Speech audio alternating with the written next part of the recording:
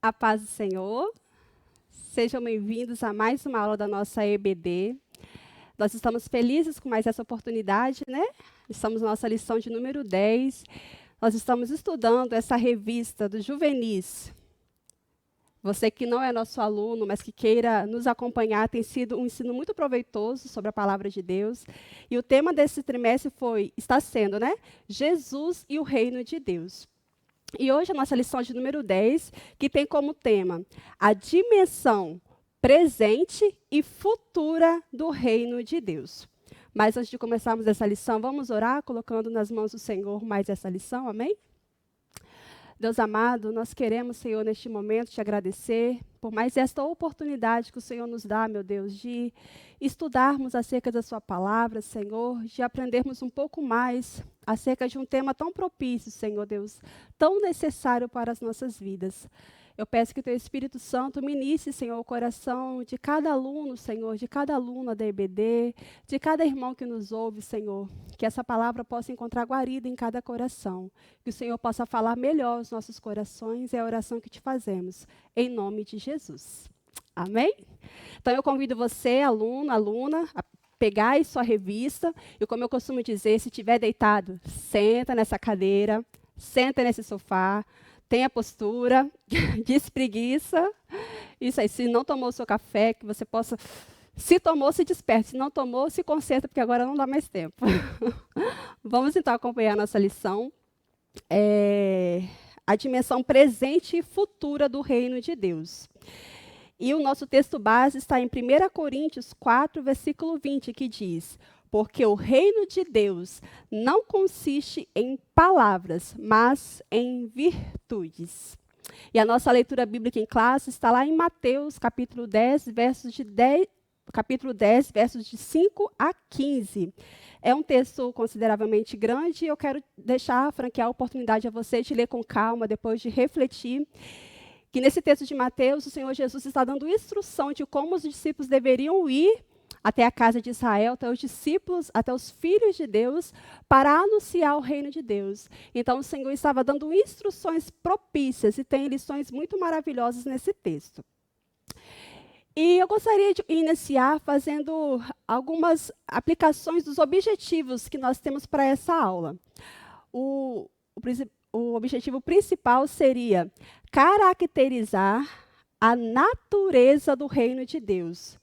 E também apresentar as dimensões presente e futura do reino e apontar o papel da igreja no reino de Deus.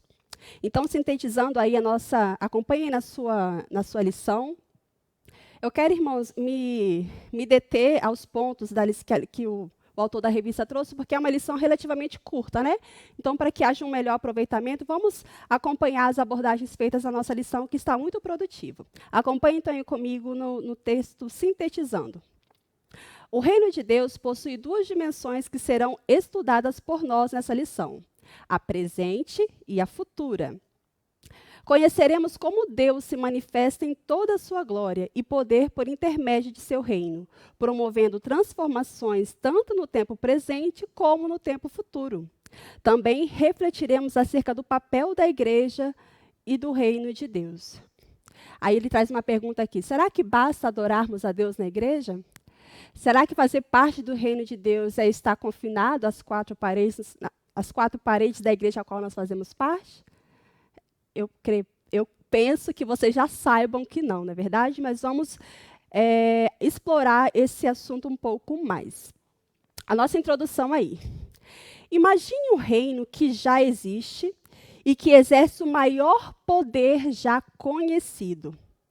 Agora, tente imaginar esse mesmo reino como algo que jamais terá fim. E muito pelo contrário, que triunfará por toda a eternidade. Impressionante, não é?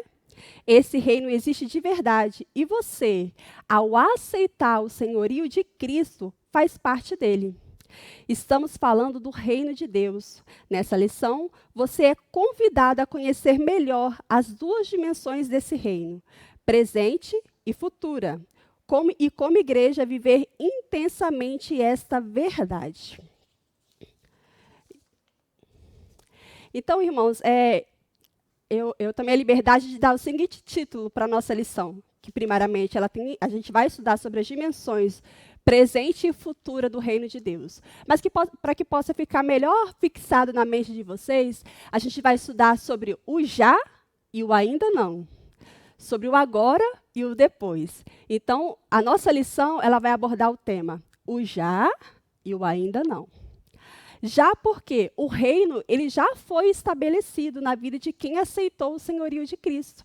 Então, se você, assim como eu, já aceitou o Senhor Jesus, já recebeu o Senhor Jesus em sua vida, se você é servo desse Deus maravilhoso, se você depositou a sua confiança na cruz de Cristo, se você depositou em Cristo a sua confiança para a salvação, você faz parte desse reino de Deus. O reino de Deus já chegou até você, você se tornou cidadão desse reino. E ainda não, porque esse reino só será completado na eternidade. É na eternidade que nós viveremos plenamente o reino de Deus. Então, assim, só para exemplificar, nós estamos aqui hoje. Aquele que encontrou essa pérola de grande valor, esse tesouro escondido, essa dracma perdida, né? Nós que fomos encontrados por esse Cristo, nós que entregamos a nossa vida ao Senhor Jesus, nós fazemos automaticamente, quando nós recebemos o Senhor Jesus em nossas vidas, nós fazemos parte desse reino celestial.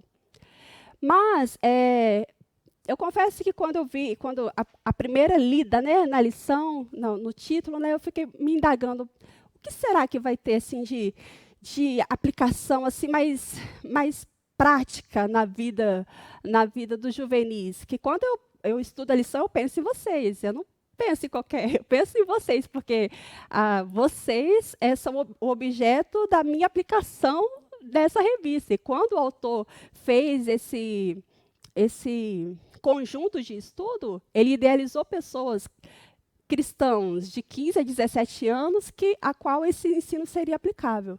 Então, a gente visualiza você, querido aluno, querida aluna, estudando e tirando lições para aplicar na sua vida, no seu cotidiano. Então, quando a gente aborda o tema do reino de Deus, qual é a diferença que isso faz na sua vida? A pergunta que a gente se faz é: o que saber sobre o reino de Deus vai impactar na minha vida? E a gente chega à maravilhosa conclusão de que isso é muito importante. Por quê? É nós termos claro na nossa mente que, na verdade, é uma regra, né? Toda lição que a gente for estudar, tudo aquilo que a Bíblia vem trazer de ensino para nós, é para fazer duas coisas. Nos despertar para a necessidade de salvação, se a pessoa ainda não é salva, se ela ainda não recebeu a Cristo na sua vida, para que ela seja salva e para que os salvos cresçam em santificação.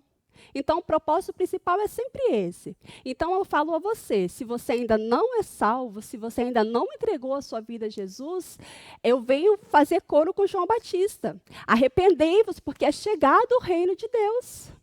Arrependei-vos, porque o reino de Deus chegou e ele veio na pessoa bendita de Jesus Cristo. Então, você tem essa necessidade urgente de se arrepender dos seus pecados e crer no sacrifício de Jesus como a única forma de adentrar ao reino dos céus. E para você que é salvo, para você que já fez essa bendita decisão, o meu clamor, o nosso clamor nesse momento é para que você cresça em santificação. É para que você viva de acordo com as diretrizes, com os princípios desse reino. E é sobre isso que nós iremos explorar nesta manhã. E eu gostaria de destacar alguns pontos aqui, que é que a igreja tem um importante papel no reino. A igreja não é apenas uma espectadora do reino de Deus, mas ela tem um papel ativo no presente e no porvir. Porque é por meio da igreja, né, irmãos, que nós somos... É como se a igreja fosse uma agência. É como se a gente fosse fazer uma viagem para um lugar maravilhoso, nada menos que o céu.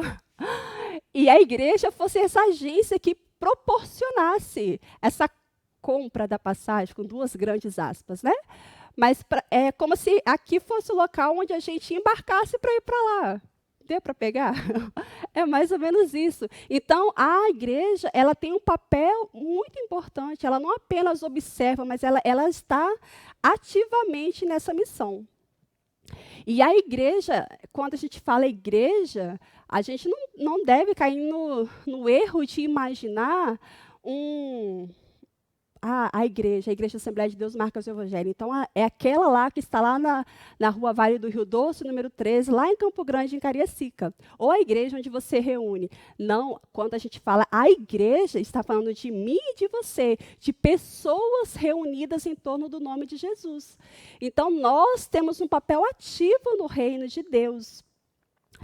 E a pergunta que fica é: qual a nossa postura diante desta verdade?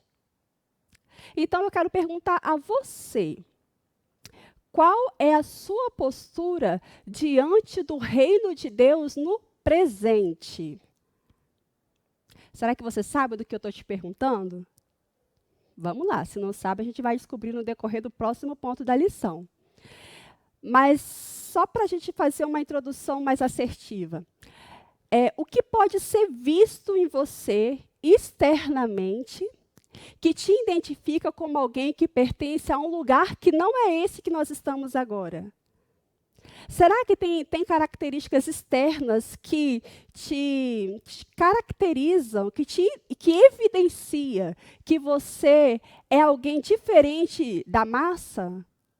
Lá na sua escola, na sua vizinhança, entre os seus primos, da sua parentela, da sua igreja, muitas vezes. Será que tem características em você que evidenciam essa diferença? Porque eu estava refletindo sobre isso, porque muitas das vezes, quando a gente fala em fazer diferença, talvez quando o juvenil, quando o jovem, o adolescente ouve: olha, jovem, você tem que fazer diferença.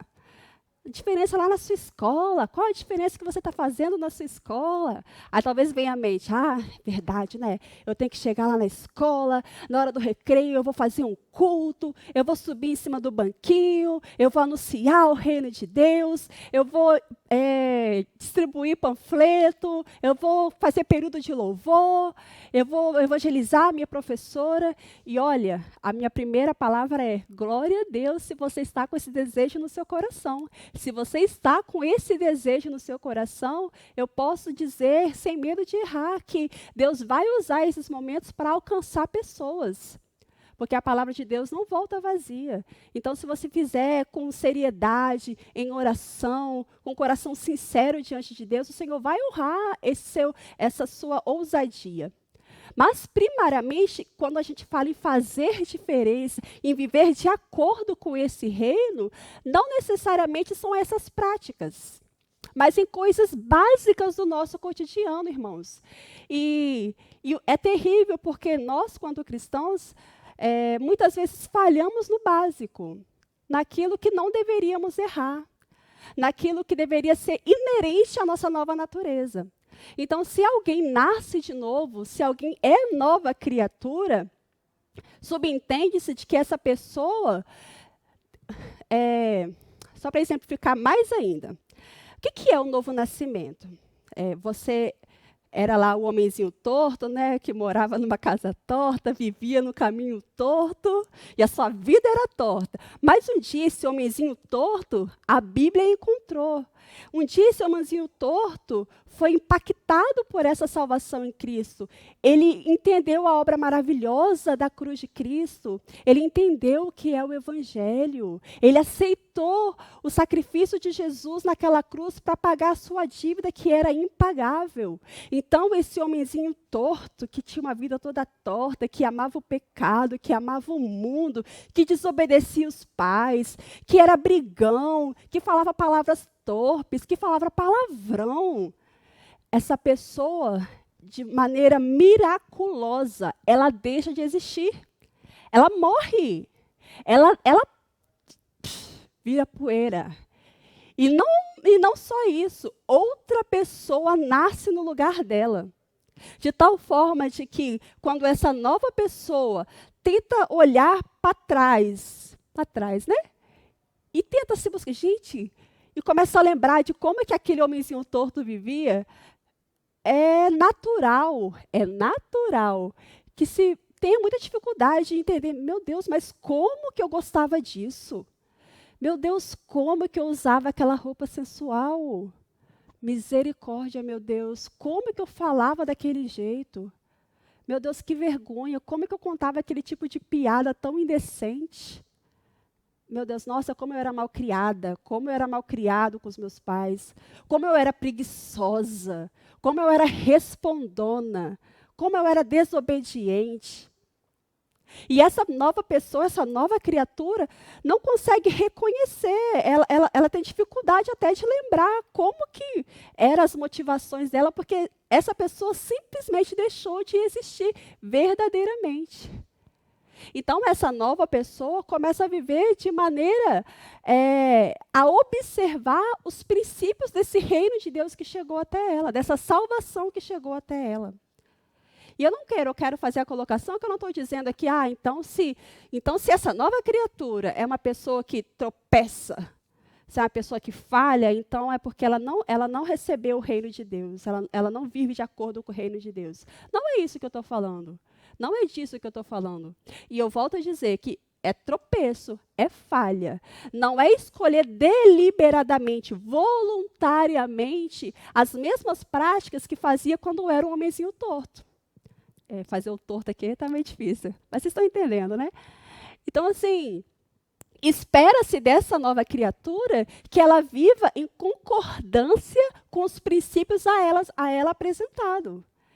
Por isso que é tão importante, irmãos, nós conhecermos a Deus, nós buscarmos conhecer a vontade de Deus através da palavra do Senhor, a buscarmos conhecer o que Deus ama, o que Deus odeia, o que Deus aprecia, o que Deus abomina. E é uma coisa que é regra e você deve aplicar na sua vida. Nós aprendemos que se o mundo está aplaudindo, Deus está abominando. Via de regra, irmãos, e não me vem à mente nenhuma exceção nesse momento. Mas tudo aquilo que o mundo aplaude, que o mundo valoriza, Deus não leva em consideração. Deus não aprecia. Deus não projeta para os seus filhos. Então, é esse tipo de diferença que se requer da nova criatura, daquele que nasceu de novo, daquele que vive em concordância, em harmonia com as características do reino por vir. Do reino por vir e do reino que já está estabelecido na vida daquele que recebeu o Senhor em sua vida. E a pergunta, a gente vai para o nosso primeiro ponto aí, qual é a natureza do reino de Deus? Qual é a natureza? A natureza do reino de Deus vai muito além da salvação de alguém ou do cotidiano de uma igreja local.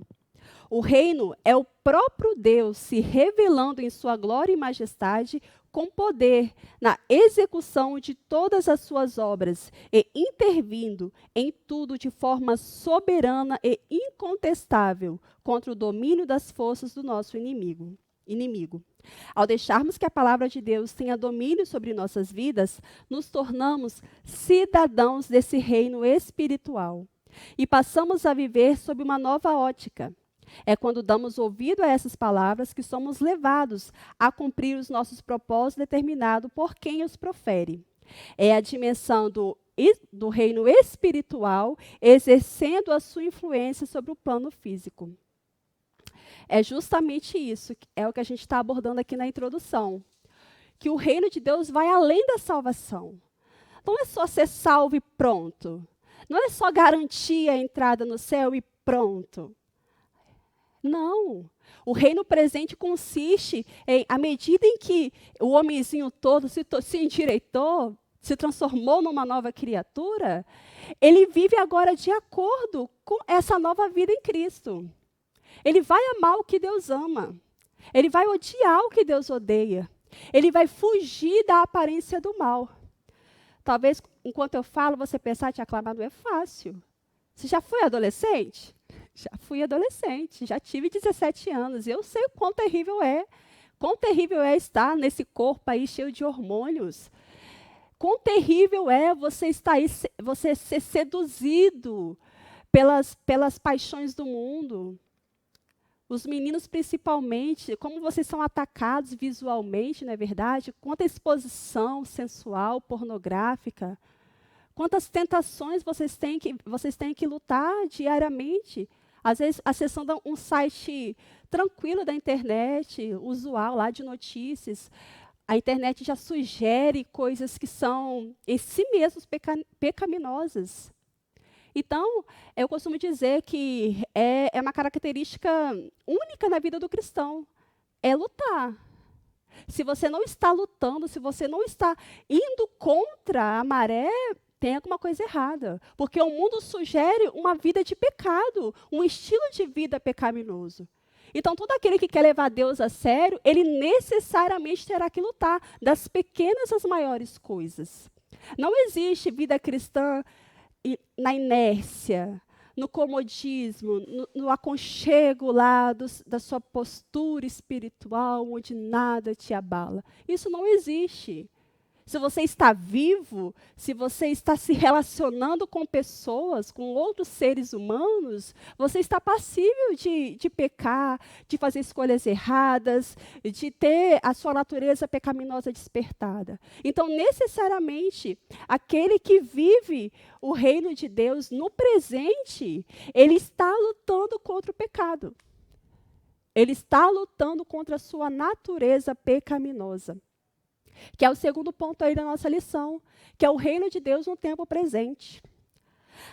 A época em que Cristo veio ao mundo foi marcada por muitas injustiças, incertezas e sofrimentos.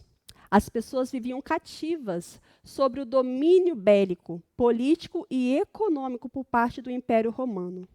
Mediante as profecias bíblicas, havia uma grande expectativa para que um herói messiânico surgisse.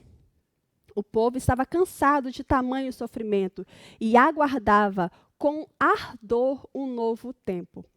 Foi nesse contexto que Jesus começou a pregar: arrependei-vos, porque é chegado o reino dos céus. Isso está em Mateus 4,17. O povo esperava um rei que se impusesse frente ao poder de Roma e à ganância dos poderosos. Mas Cristo ofereceu algo inesperado. Era chegado o tempo de um reino muito mais significativo e que tinha suas dimensões no plano espiritual. Era a dimensão presente no reino de Deus.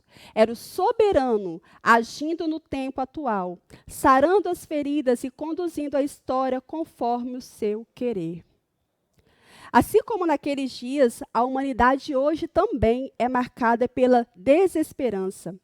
Vivemos em um tempo marcado pelo sofrimento, injustiças sociais, falta de referências morais e esfriamento do amor. Mesmo com o advento do reino de Deus, ainda temos a influência de Satanás, oprimindo a humanidade. Para que essa realidade mude, faz-se necessário que a mensagem da cruz seja anunciada a todo mundo. Então, os homens viverão em um tempo de comunhão com Deus e de restauração espiritual, para então contribuir para uma realidade do tempo presente, mas justa, pacífica e feliz. Ou seja, eu quero destacar aqui deste ponto que eu falei isso na nossa última aula, né?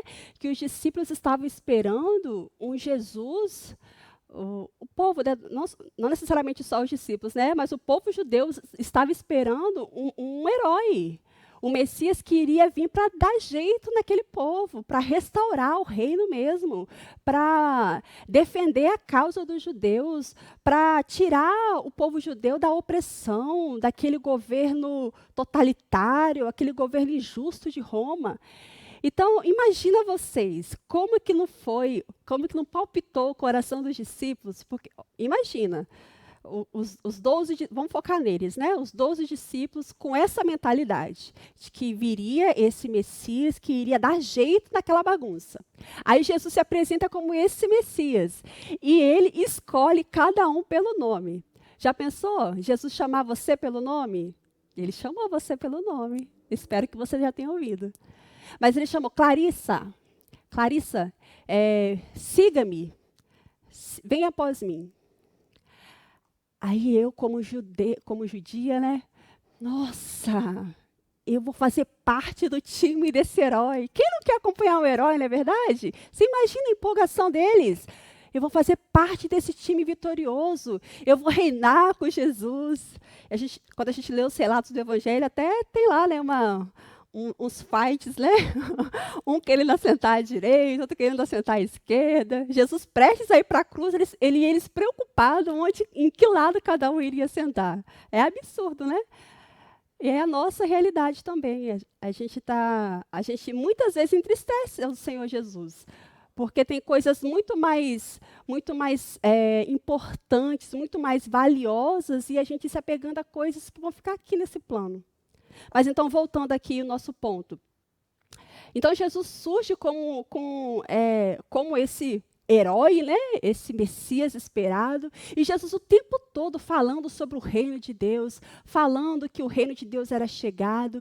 E na mente deles, então Jesus vai restaurar o governo aqui de Israel, vai tirar o governo de Roma. A mente deles estava funcionando assim. Quando, na verdade, Jesus... a palavra aqui que a gente leu em Mateus 4,17, o que Jesus vem falando é: arrependei-vos, pois é chegado o reino dos céus. Uai, mas arrepender de quê, meu pai? Como assim arrepender? É eles lá que têm que arrepender, a gente está aqui no lado do bem. Eles não estavam entendendo primariamente que Jesus estava falando de um reino muito mais abrangente, que o reino dele não era daqui, mas ele veio trazer o reino futuro para o presente. É isso que Deus faz conosco. Deus nos dá a oportunidade de experimentar, de ter vislumbres aqui nessa terra de um reino que ainda vai se completar na eternidade. Então, Jesus veio em um tempo marcado, um tempo predeterminado pelo Senhor desde a eternidade, para sarar as feridas. Foi isso que Jesus fez quando ele veio. Ele operou milagres, sinais e maravilhas. Ele libertou pessoas oprimidas pelo diabo. Ele curou pessoas que viviam enclausuradas em seus leitos sem poder andar. Ele trouxe luz a pessoas que nasceram sem conhecer a luz do dia. Ele deu voz aos mudos, ele fez o surdo ouvir, ele restaurou a alma de pessoas que viviam à margem da sociedade. Ele libertou pessoas de demônios que viviam se cortando lá, rolando em cemitério, aquela coisa lá, igual Gadarena, aquela coisa horrível de se imaginar.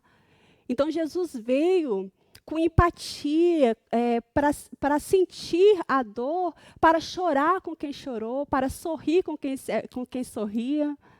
Jesus veio para se mostrar, para se revelar a todo aquele que recebia o reino de Deus em suas vidas. Então, é algo muito diferente do que os judeus estavam esperando. Por isso que ele foi tão rejeitado. Como assim?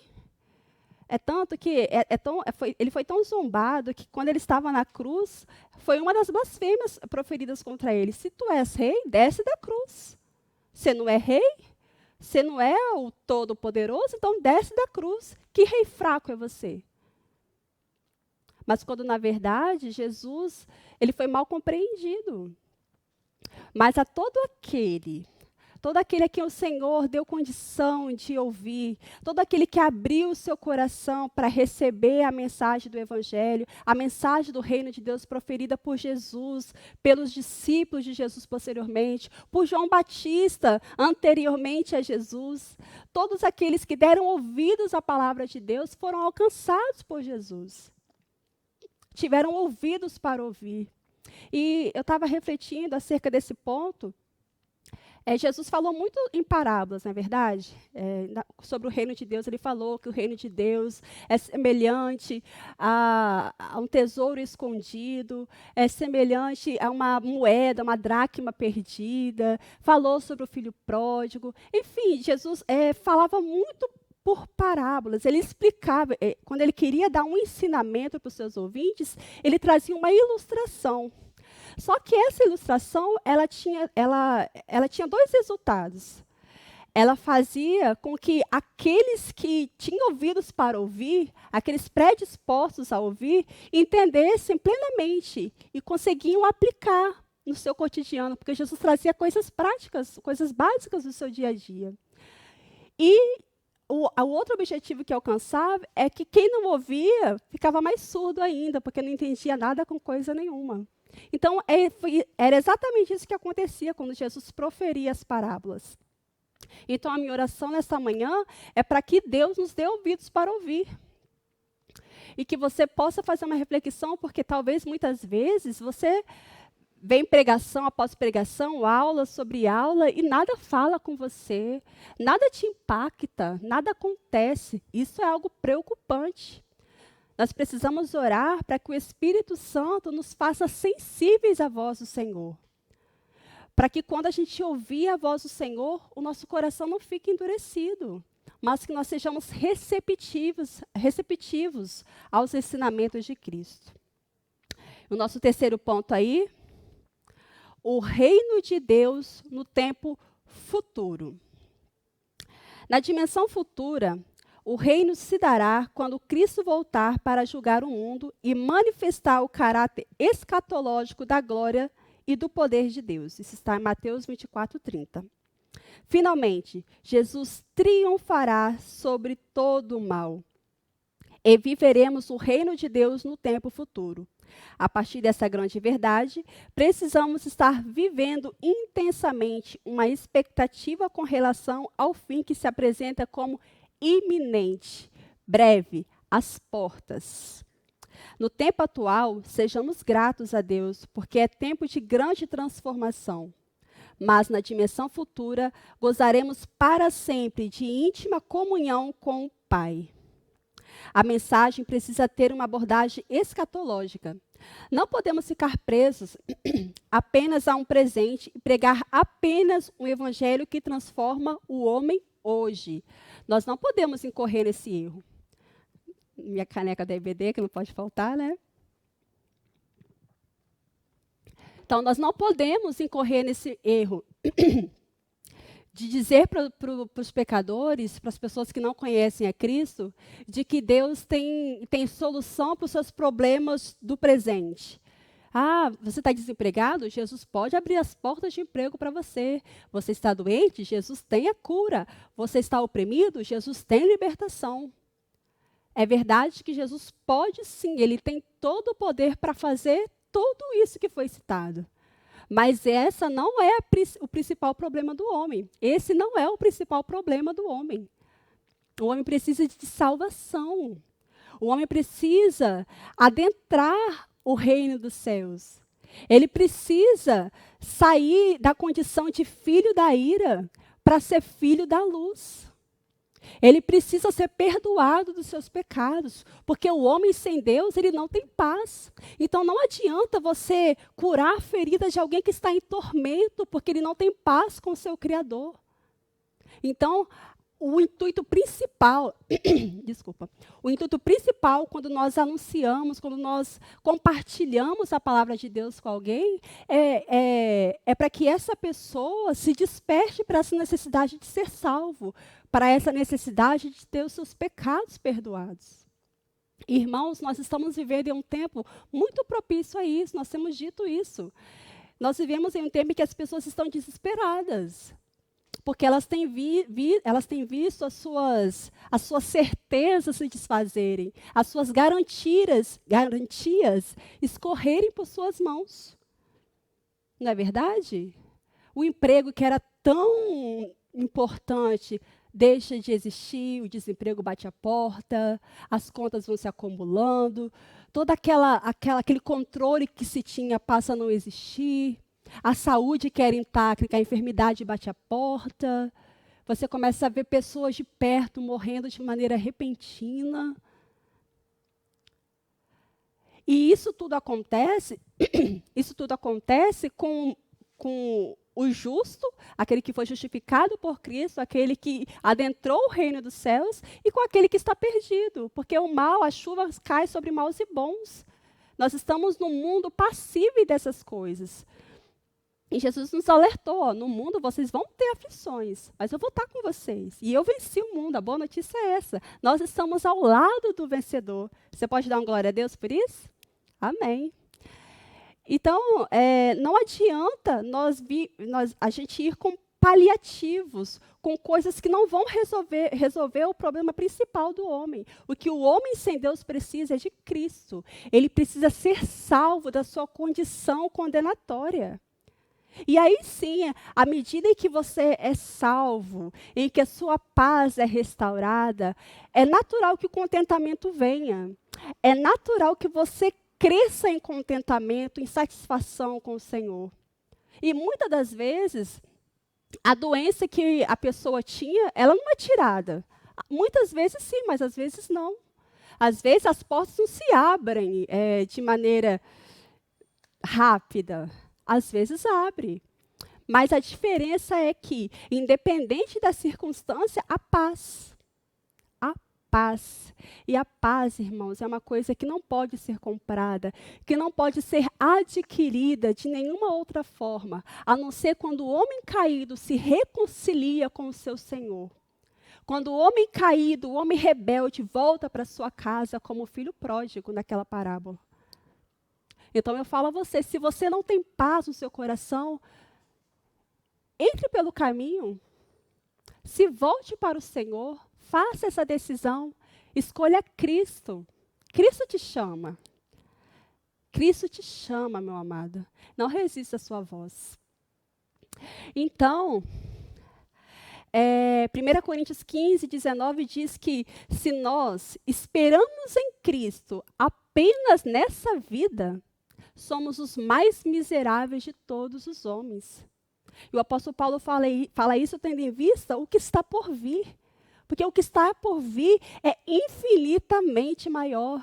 As coisas que o olho não viu, o ouvido não ouviu, que não chegou ao coração do homem, são as coisas que Deus tem preparado para aqueles que o amam, para aqueles que lhe obedecem.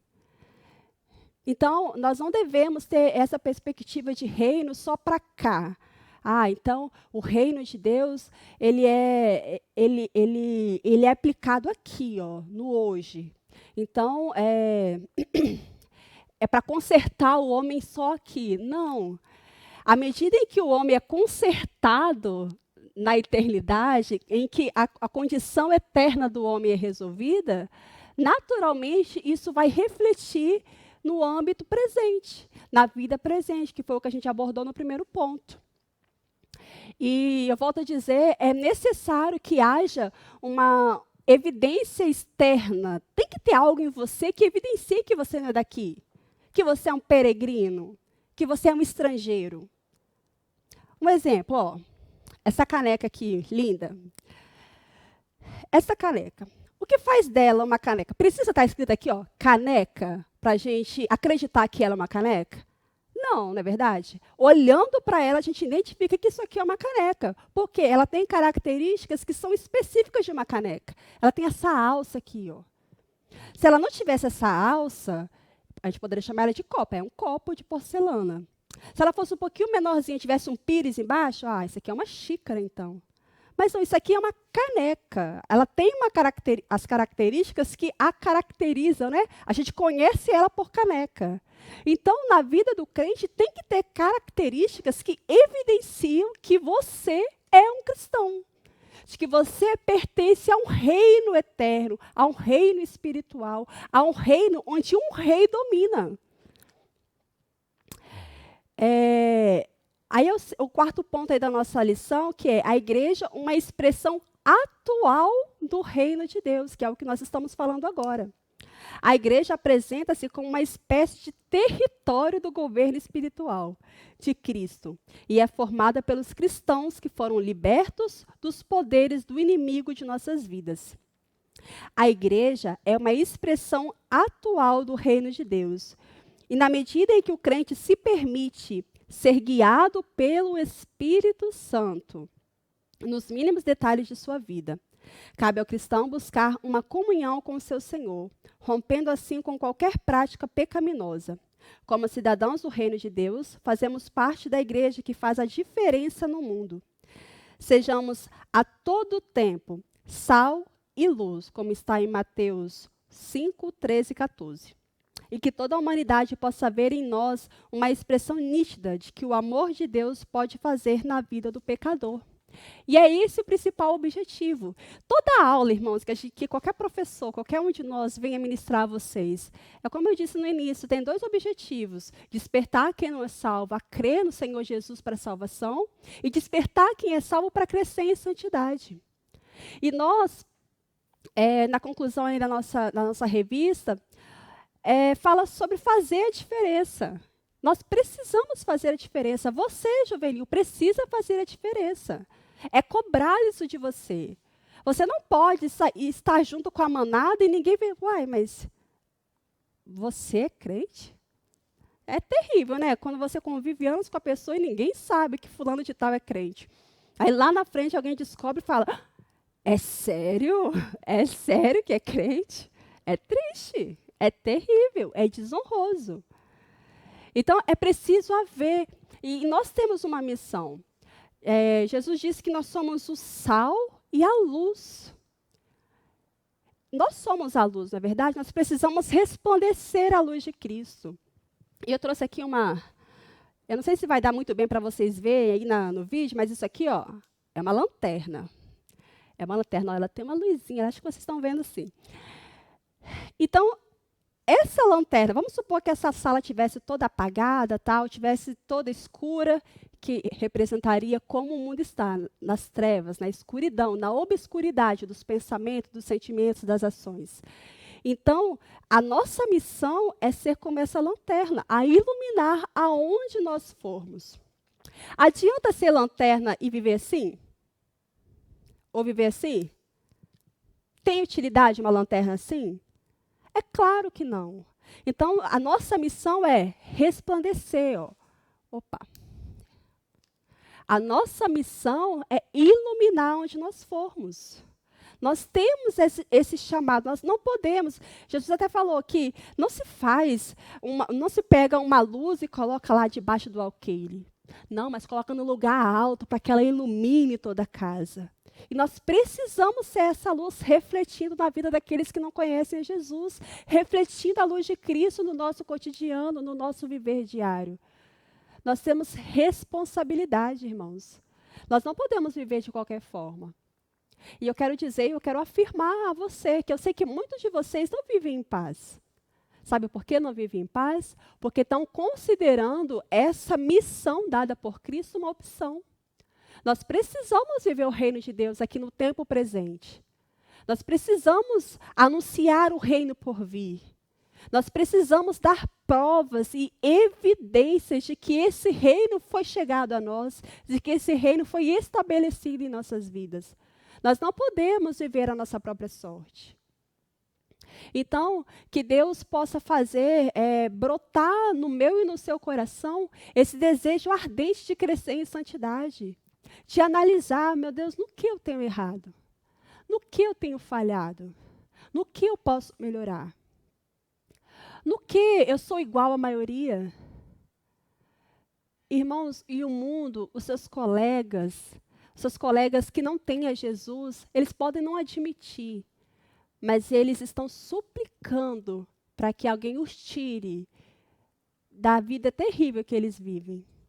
Da vida sem paz, sem alegria, sem contentamento, sem prazer de verdade. Uma vida presa a vícios. Uma vida presa a relacionamentos infrutíferos.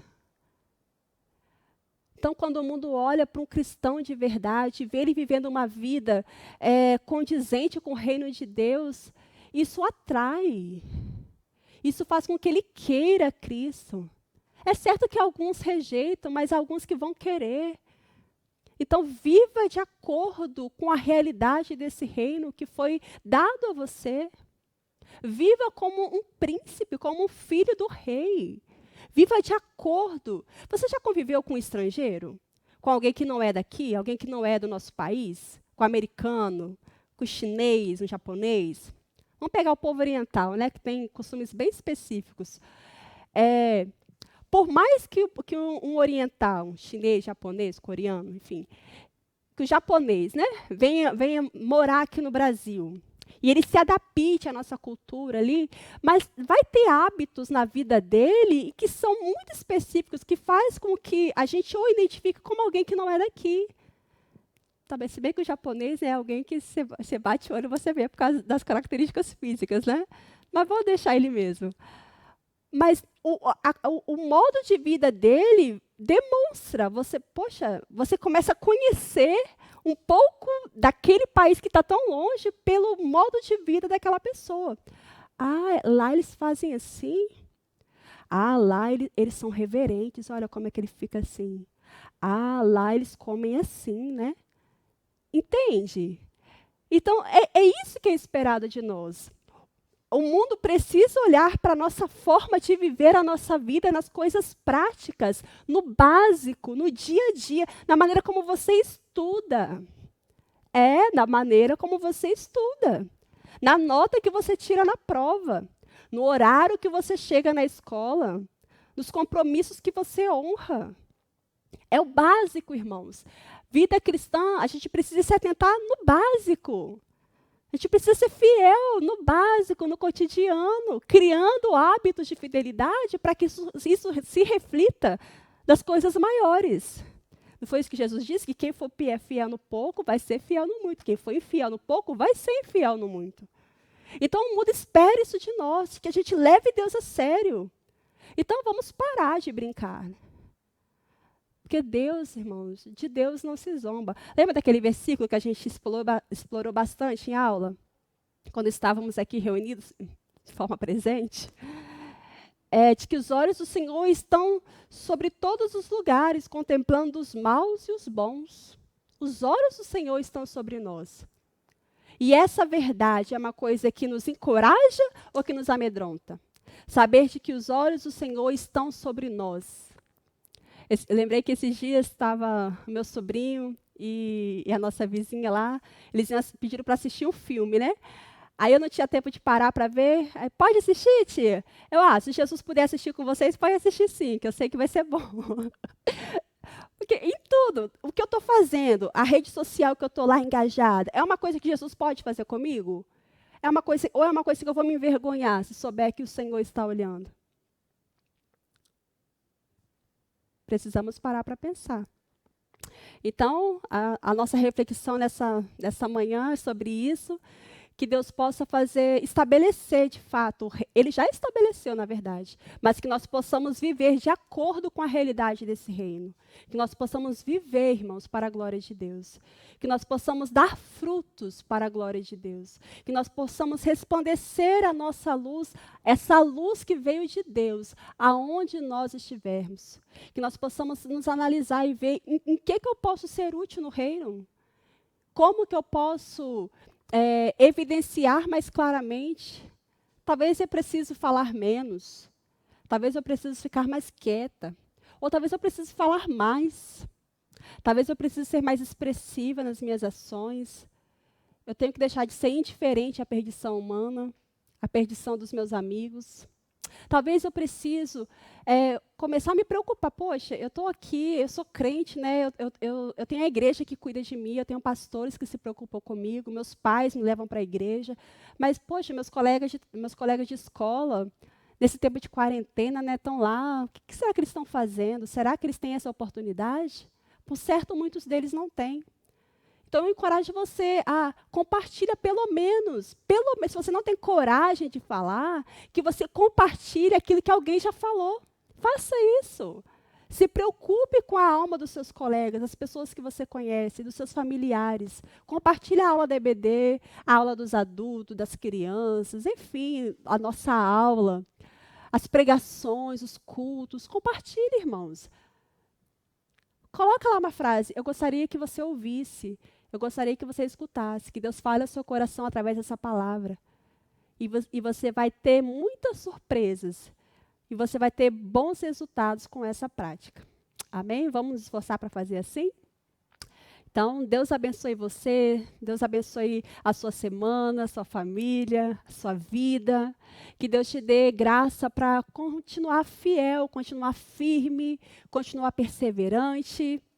E eu quero, neste momento, a gente não pode deixar de cumprir toda o nosso compromisso com o Senhor. Então, eu quero te encorajar nesse momento a separar a sua oferta da EBD, que você possa, se você tiver condição de ofertar pelo PicPay, vai estar aparecendo aí na tela, o PicPay ou pela conta da igreja. E independente do valor, sabe, irmãos? A gente, como igreja, entende que faz parte da nossa adoração a Deus nós prestarmos a Ele, nós entregarmos a Ele tudo o que nós somos. E isso inclui também as nossas finanças. A gente sabe que a igreja está passando, o mundo, né?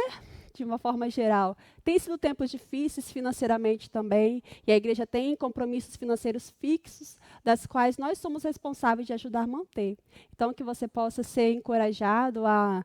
Caso você não tenha como transferir, que você possa trazer na igreja e ofertar durante o culto também. E que, com certeza, quem está ganhando é você também, porque Deus não despede ninguém de mãos vazias. E Deus não deve nada a ninguém.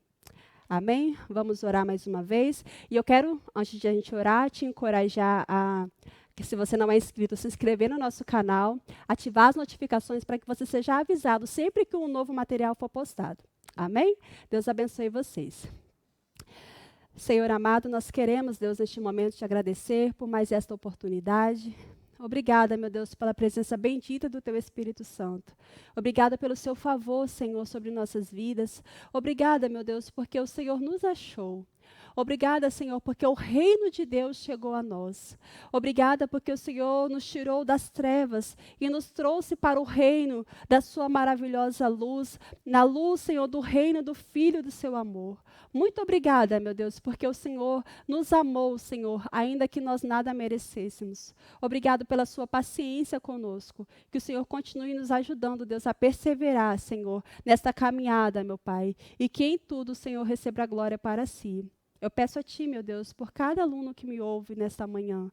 Eu peço que o Senhor dê a eles uma experiência específica, meu Deus. E que o Senhor faça grandes obras neles e através deles para a glória do Teu nome. É a oração que eu te faço, meu Deus, em nome do Senhor Jesus, a que nós muito amamos e servimos. Amém. Deus te abençoe.